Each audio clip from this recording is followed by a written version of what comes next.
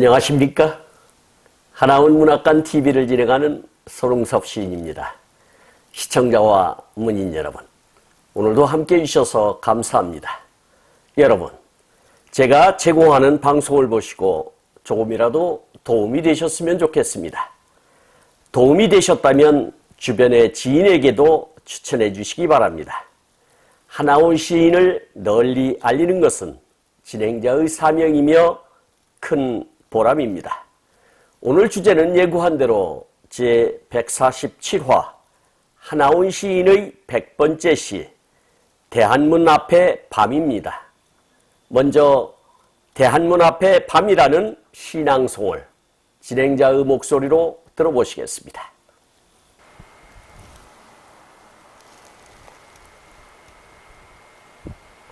대한문 앞의 밤. 하나원. 광장에 비둘기가 없던 밤.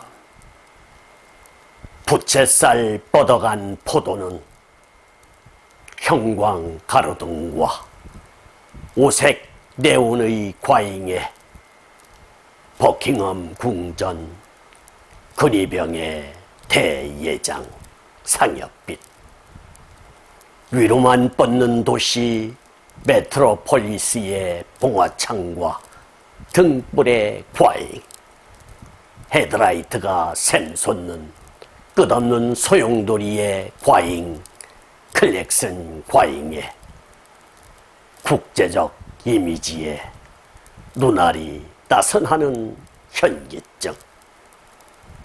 고궁은 대한문은 숙석한데 단발령을 마다한 상투, 긴 머리도 핫바지 저고리에 3일 항쟁 소리도 없고 흔하게 돌아가는 근대화 바람은 돈바람.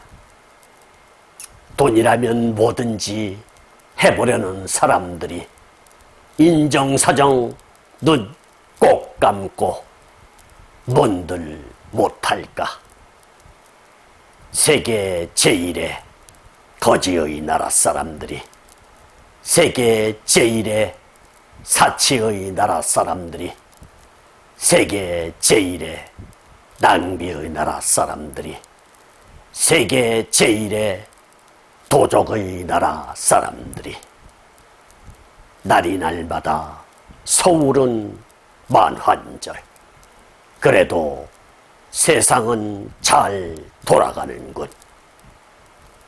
뭐 할라고 이다지도 자동차는 극성 맞는가. 뭐 할라고 이다지도 사람이 쏟아질까.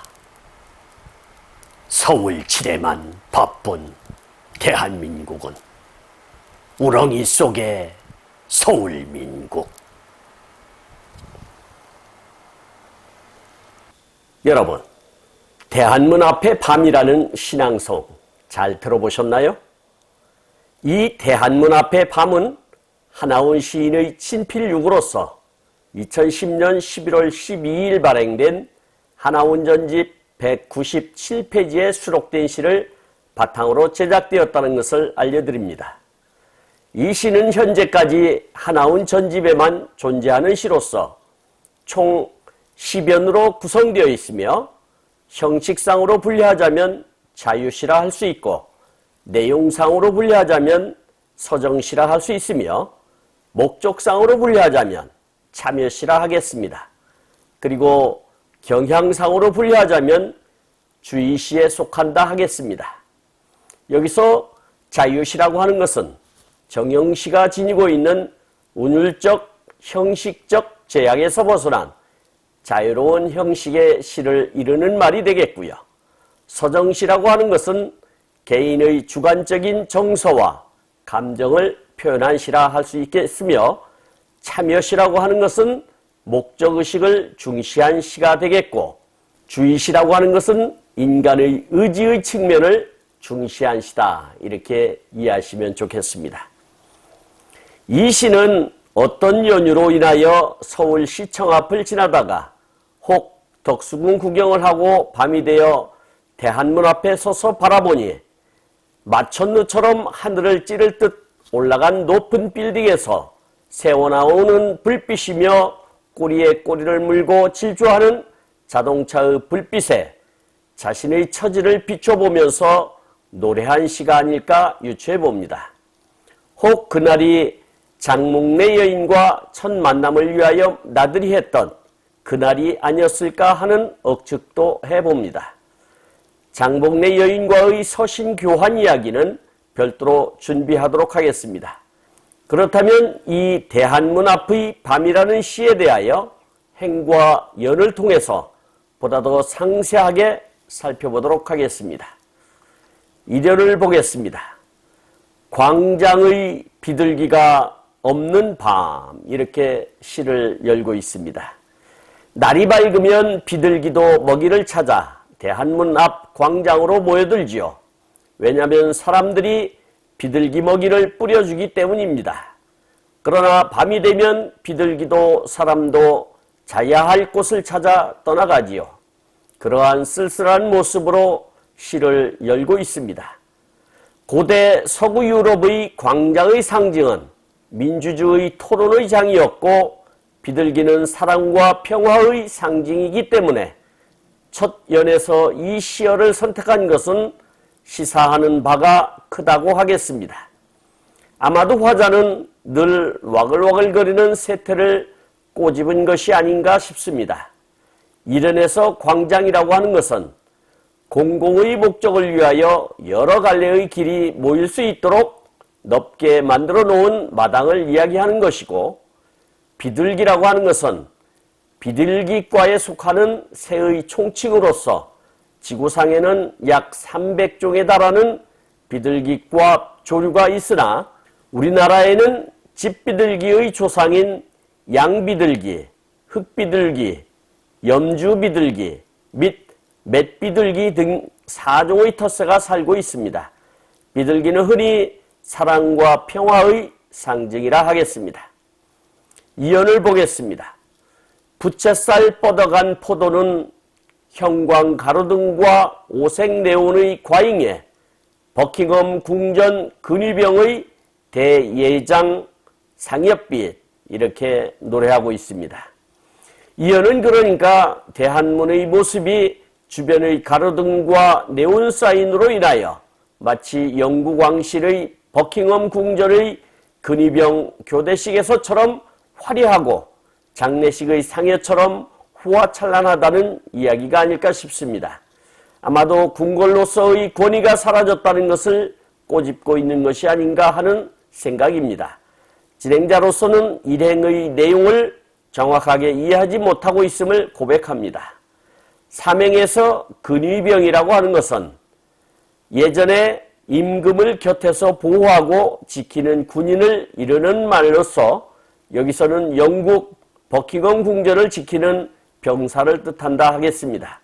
그리고 대예장이라고 하는 것은 국가에서 예를 갖추어 장사 지내는 것, 그러니까 국장, 국상, 다음가는 국가장으로 훈친이나 공적이 뛰어난 종일품 이상 문무관 및 공신에게 베풀어주는 장례를 말한다 하겠습니다. 아마도 여기서 대예장이라고 하는 것은 그러한 모습을 닮았다 하는 뜻이 되겠습니다. 사면을 보겠습니다.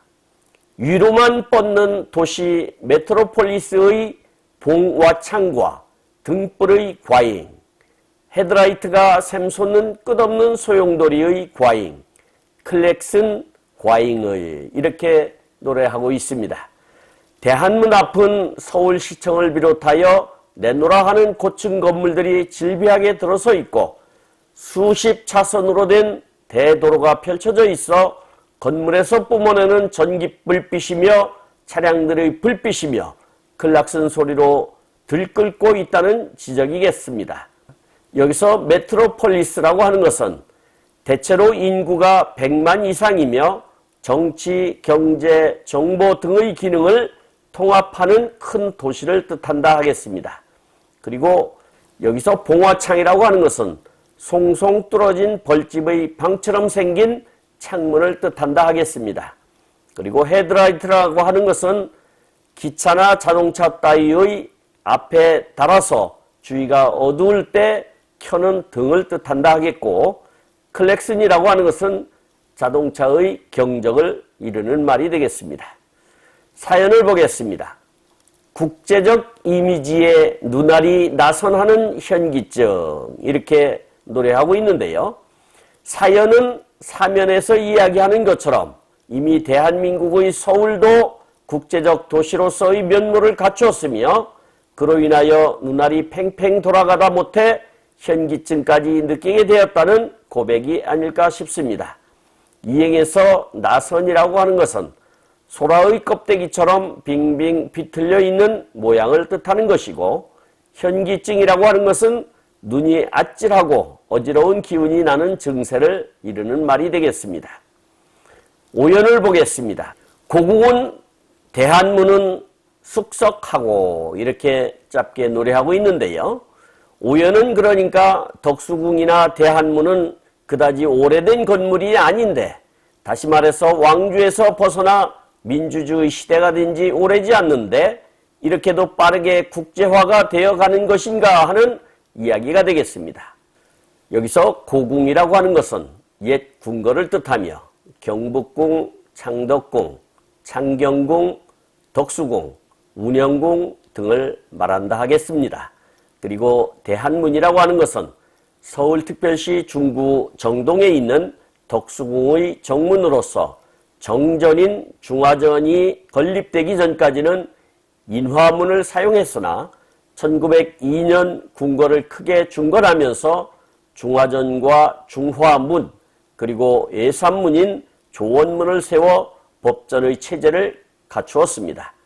그리고 인화문의 자리에는 극문을 세우고 조원문 동쪽에 대한문을 세워 정문으로 사용했으나 1904년 광무 8년에 화재로 소실된 것을 1906년 광무 10년에 재건하면서 대한문으로 고쳐 불렀습니다.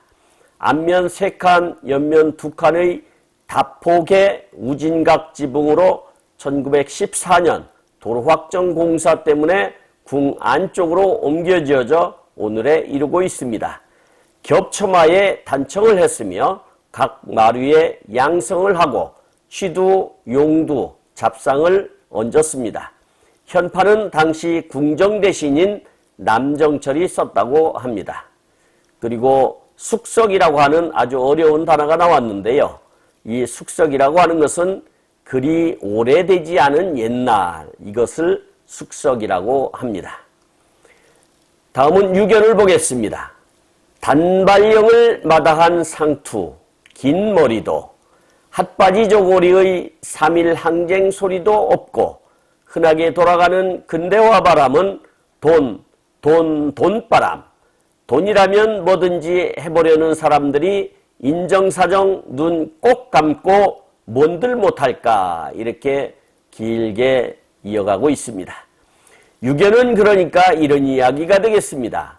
이제는 대한문 앞에는 김홍집이 상투를 자르고 긴 머리를 짧게 깎으라는 단발령에 대한 항거도 없고 3일 항쟁도 없고 오로지 근대화 바람에 휩쓸려 돈돈거리며 돈이라면 무슨 짓인들 못할 것이 없게 되었다는 자주 섞인 이야기가 되겠습니다.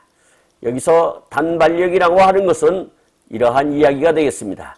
1895년에 상투의 풍습을 없애고자 백성들에게 머리를 깎게 한 명령으로서 을미사변 이후 새로이 조직된 김홍집 내각은 양력을 사용하고 소학교를 설치하며 군제를 변경하고 단발령을 내려 이를 강행하는 등 급진적인 내정개혁을 추진했다 하겠습니다. 그중 단발령에 관해서는 고종이 먼저 서양식으로 이발을 했으며 내부 대신 6일주는 백성에게 강제적으로 상투를 자르게 했습니다.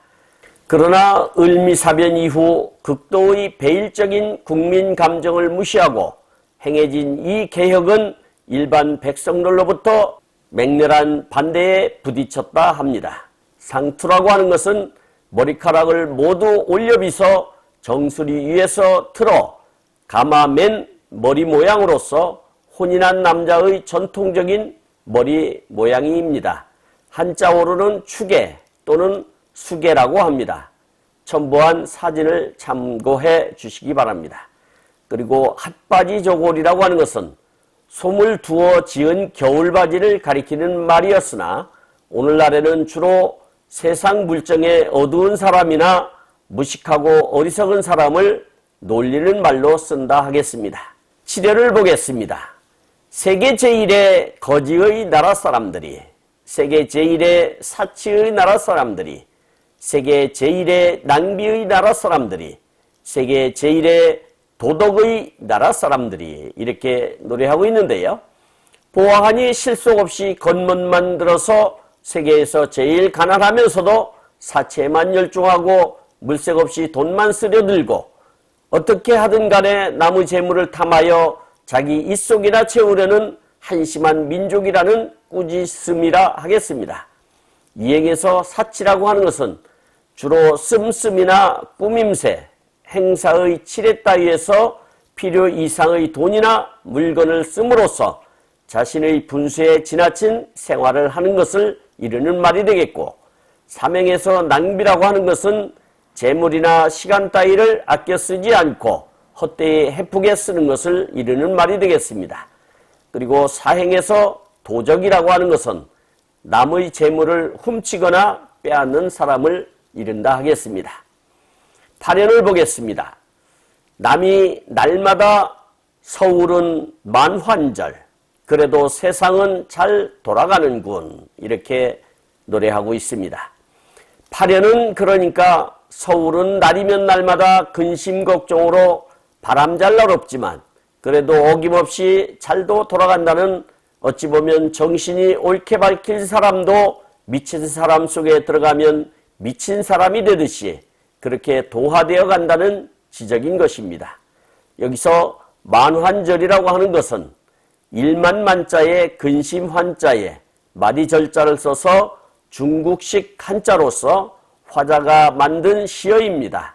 그러니까 근심으로 가득 찬 절기이다, 그런 뜻이 되겠습니다. 구연을 보겠습니다. 뭐할라고 이다지도 자동차는 극성 맞는가, 뭐할라고 이다지도 사람이 쏟아질까, 이렇게 노래하고 있는데요. 구연은 특이하게도 함경도 사람이 경상도 사투리를 구어왔네요. 일행과 이행의 첫 시어가 뭐할라고인데 이것은 뭐하려고의 경상도 방언이 되겠습니다. 그러니까 대한문 앞 몇십 차선에 몰려드는 자동차와 오고 가는 사람들은 뭐 어쩌자고 몰려드는지 모르겠다는 의아한 표현인 것입니다.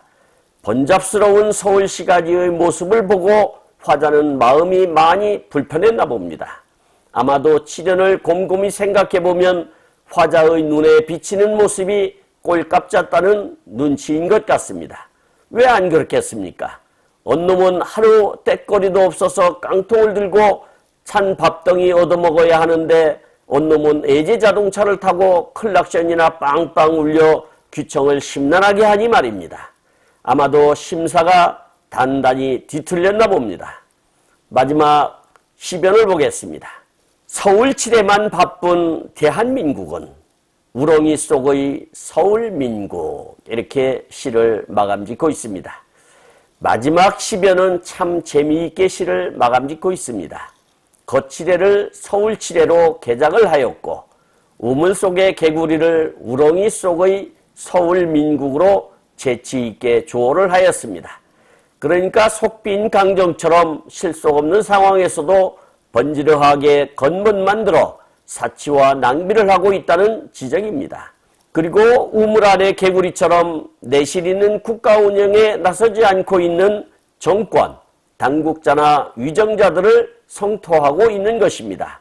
하나훈 시인의 수필 흑전쟁 1, 2, 3편을 보면 국가 지도자급 사고를 하고 있다는 것을 떨칠 수 없습니다. 진행자가 제작한 유튜브에 다 올려놓았으니 찾아서 시청해 보시기 바랍니다. 그런 선견지명의 식견을 소유한 분이기에 푹 빠져 알리는데 앞장서고 있는 것입니다. 지금까지 함께하신 시청자와 문인 여러분 감사합니다. 제가 하나원 문학관 TV를 방송하는 이유는 고난과 역경을 딛고 문학의 꽃을 피우신 하나원 시인을 널리 알리기 위해서입니다.